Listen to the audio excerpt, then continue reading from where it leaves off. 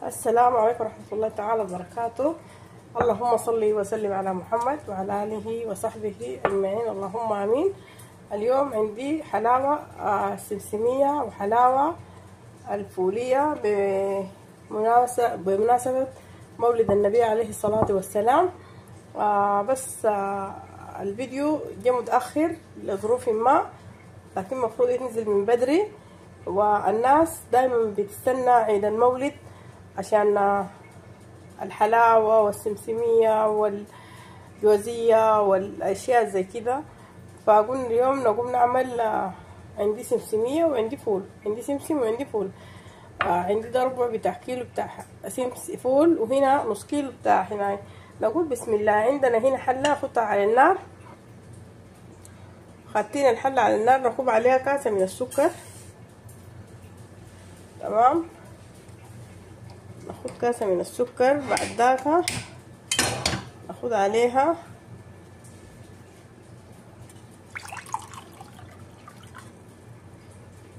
ربع كاسة من الموية، ونعمل عليها هنا عصرة بتاعت ليمونة.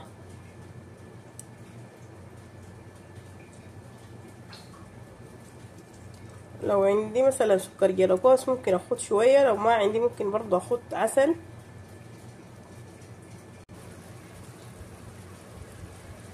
هنا عندي السمسم خدته في النار، عايزة اطلع الرطوبة اللي فيه، خليه شوية دي تحميصة خفيفة.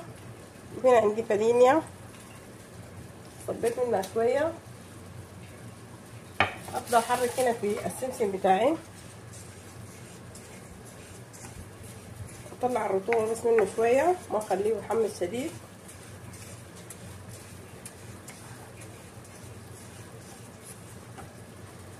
الشربات هنا حقنا شوية كده.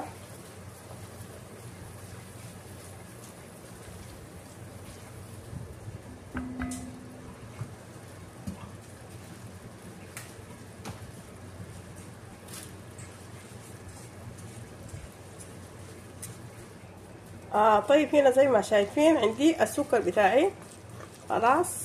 عشان اعرف انه استوى اقوم اجيب كاسة فيها موية، ارمي فيها نقطة زي كده، هطلع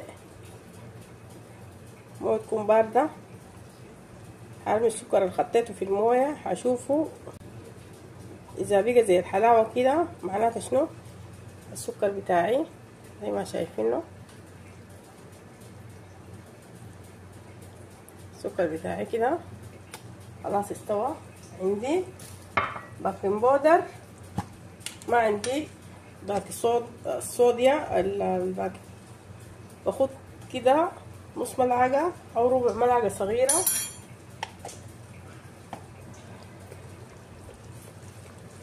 عشان تديلي الهشاشة والقرمشة اللي بتحصل في الحلاوة.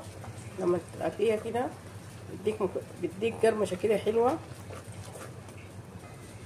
دي خلاص ما عايزينها، نقوم نجيب السكر بتاع حقنا، نجيب السمسم بتاعنا،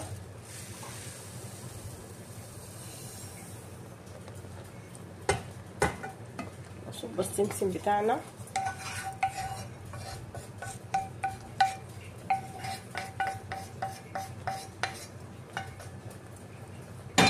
نفضل نحرك في الحلاوة بتاعتنا.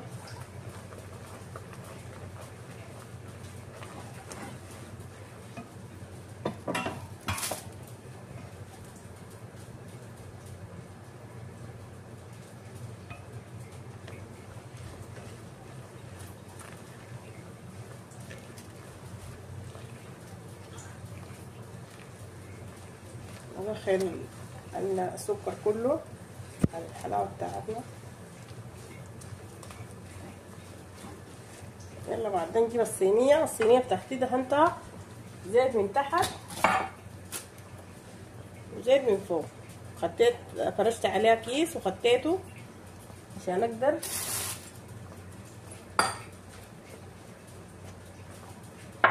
اشتغل فيها. هنا عندي خلاص اجيب السمسمية بتاعتي اصبها على الصينية.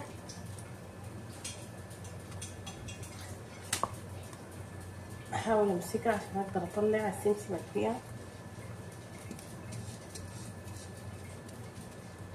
اكون سريعة.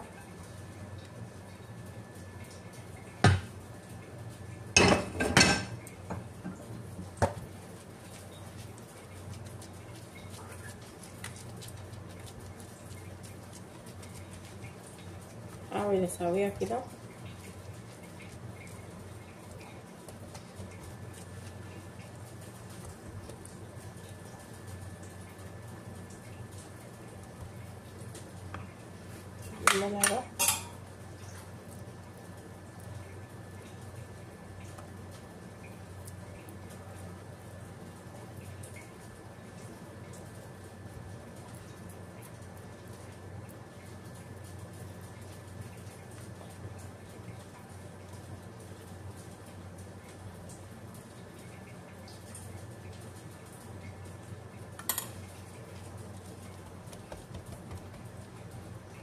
لا تبرد شوية واجيب السكينة اجي اقطعها.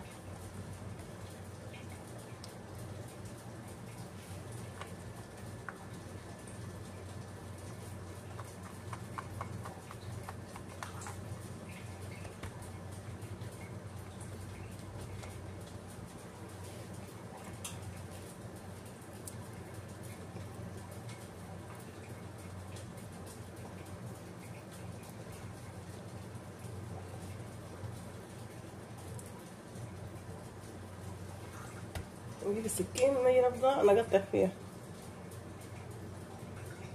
طيب هنا عندنا السكين جبناها، بنقوم بنقسم الحلاوة بتاعتي بالطريقة دي عشان لانه لو بردت ما هتتقسم.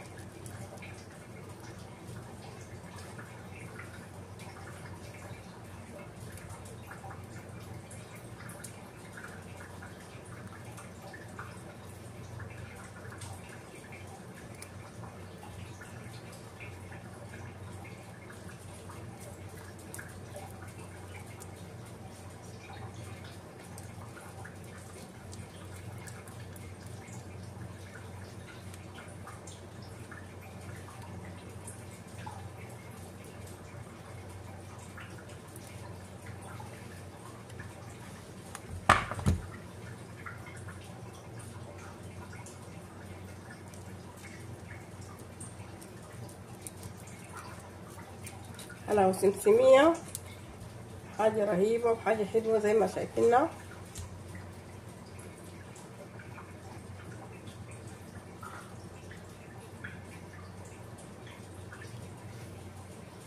خليها بس تبرد شوية، بعد ذاك اجي اطلعها. طيب هنا خدينا الحلة للمرة الثانية. عندي كاسة من السكر الا ربع، بضيف عليها اقل من ربع الموية عشان الكاسة معاي ما ملانة زي ما شايفين، عشان السكر يتكرمل.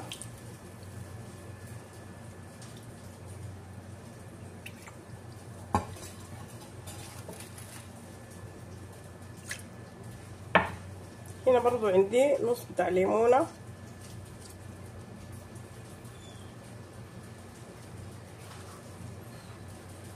شوية من الفانيليا،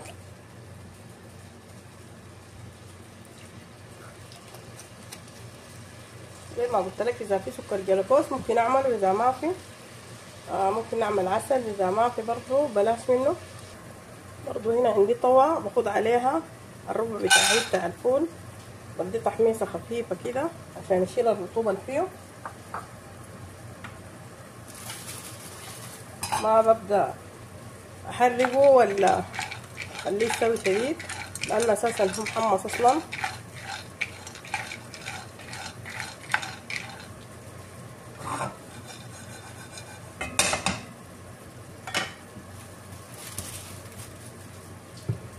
هنا اخدت السكر بتاعي،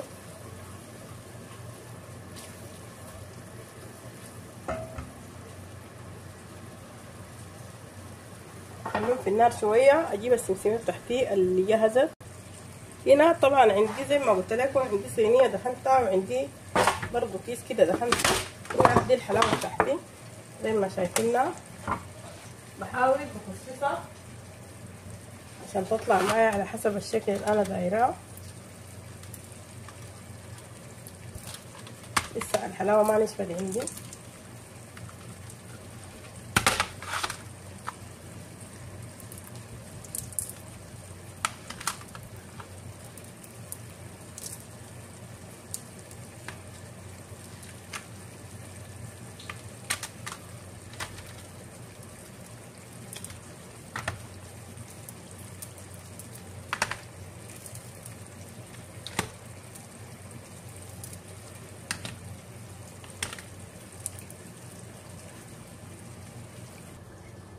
طيب هنا عندي السكر بتاع الفول، وده الفول بتاعي زي ما شايفينه. الفول ما كتير. حرك في السكر بتاعه.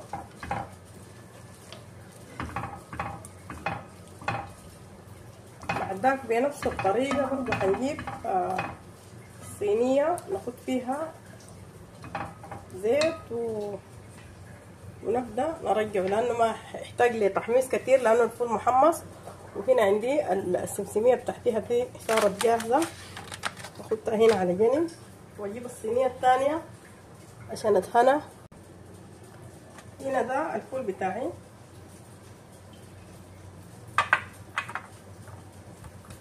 زي ما قلت لكم الفول ما كتير خالص.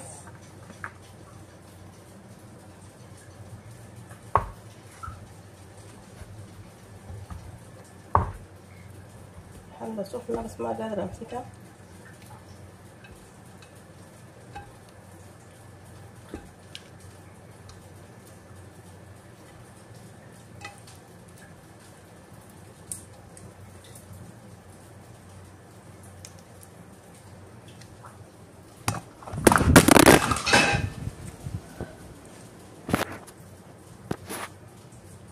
طيب هنا دي الفولية بتاعتي.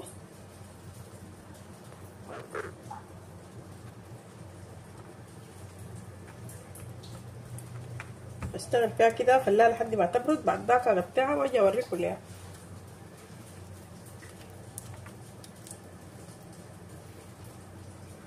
قلنا خليها تبرد شديد لانه عشان ممكن ما تتقطع عليه. احاول مثلا اواسي الجنبات بتاعتها دي عشان تطلع معاي متساوية.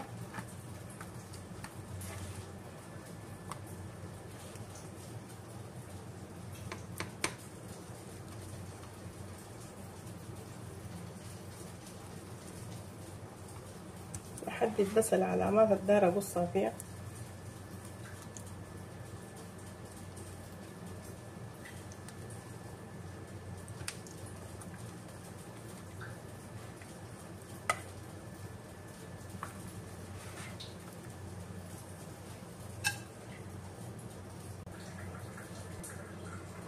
طيب خلصنا دي الحلاوة الفولية بتاعتنا زي ما شايفينها نشفت. انا قطعتها طويلة كده بالطريقة دي زي ما شايفينها.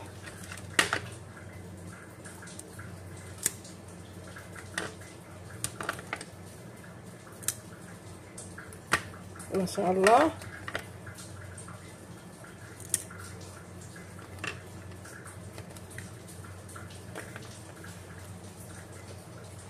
طيب دي السمسمية بتاعتنا برضو زي ما شايفينها.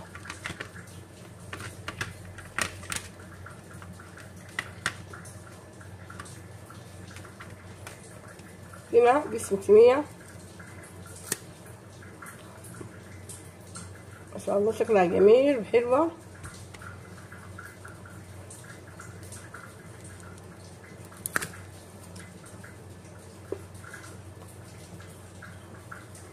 شكلها جميل. واذا عجبكم الفيديو او عجبكم المحتوى بتاعنا لا تبخلوا لنا بدعم القناة.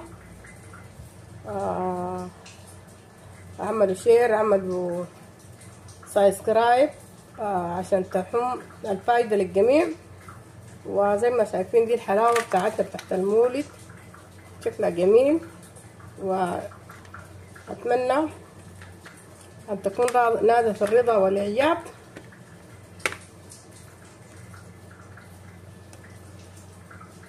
وشكرا لكم، جزاكم الله الف خير. في فيديو قادم ان شاء الله، واكتبوا لنا في الكومنتات ايش عايزين نعمل عليكم حاجات جديدة ونحن ما عملناه، ان شاء الله حنسويها وحتشوفوا معانا كله جديد ومفيد ان شاء الله.